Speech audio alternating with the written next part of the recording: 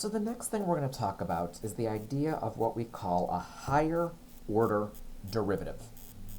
All of the derivatives we've considered so far in this class have been examples of what we call first order derivatives, or really we can just simplify that to first derivatives. That's what we've talked about so far. And I've given you various symbols for those: y prime, f prime of x, dy dx, d dx of f of x. This is everything we've dealt with so far. But there are other types of derivatives. We have what we call second derivatives.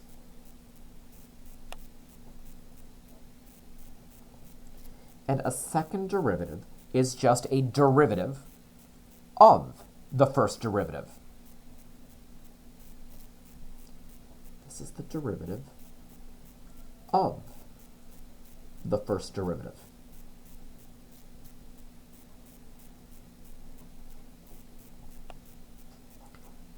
The second derivative is just the derivative of the first derivative.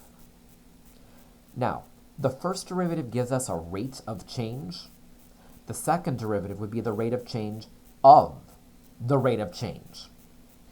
For example, back in the spring, when New York was going through their COVID mess, at one point the governor came out and he said that let me make sure I get this right. He said the number of cases is still increasing, but it's increasing at a decreasing rate. He was actually talking about a second derivative. He was talking about the rate of change of the rate that cases were increasing or decreasing, not just the rate of change of cases. Way more with this later in the course. Right now we're just going to focus on how to calculate these and one specific application of second derivatives. But let me give you some symbols. Y double prime, f double prime of x. This one's going to look weird. D squared y dx squared and d dx squared of f of x. And all those symbols mean the second derivative, or the rate of change of the rate of change. There's nothing that says we have to stop there. Third derivatives.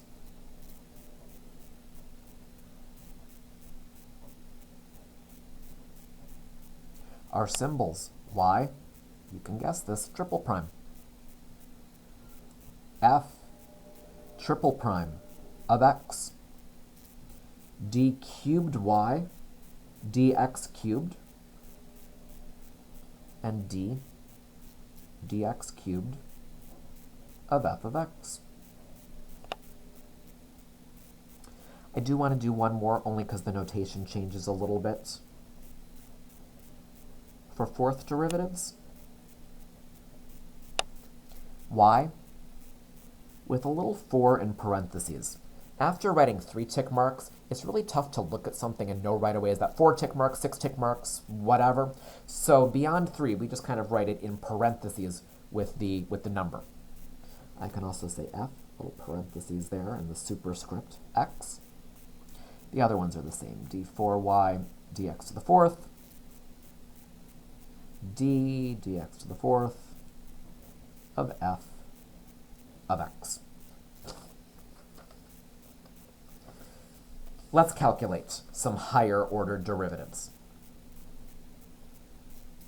Let's say that f of x equals x to the fifth minus 4x cubed plus 1. And let's say I want you to find, let's find the fourth derivative of that. F of x equals x to the fifth minus 4x cubed plus 1. I want you to find the fourth derivative. Hopefully, you're realizing you can't do the fourth derivative right away. To find the fourth derivative, that's the derivative of the third derivative, you need the third derivative. But to get the third derivative, you need the second derivative. To get the second derivative, you need the first derivative. But that one we know how to do. F prime of x is going to equal 5x to the fourth minus 12x squared, and that's our first derivative. Go find your second derivative. F double prime of x is going to be 20x to the third minus 24x. Go find your third derivative.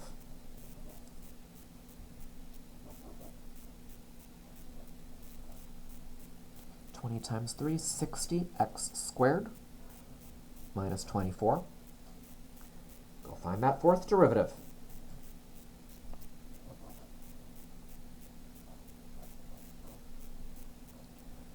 $120x. And there we go. Question for you.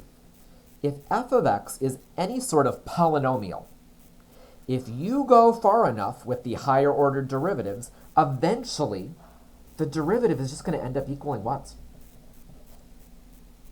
I think eventually it's going to end up equaling 0 because your powers will get lower and lower and lower, and eventually you're just going to have an x. And what's the derivative of x? Just a constant. What's the derivative of a constant? Just 1. There's another way I can ask a question like this. I can say if f triple prime of x equals 2 minus cosine x, find the fifth derivative of x. I gave you the third derivative, want you to find the fifth derivative. You go figure that out. So I can't do it right away. I need the fourth derivative first. Derivative of 2 is 0. Derivative of negative cosine, okay, negative. Derivative of cosine x is negative sine x, so negative negative sine x. I'm going to get positive sine x out of that. Then I want the derivative of that. The fifth derivative is the derivative of the sine of x, and we're just going to get the cosine of x. There's one other thing that I want to mention about these higher order derivatives, and I want to go back to particle motion. And I actually don't think I'm going to do any examples. I'm just going to add one thing in here and then let you give them a try in the homework. We said with particle motion, our original function s of t was our position. I think I need to go a little slower, so I'll wait a moment. Particle motion.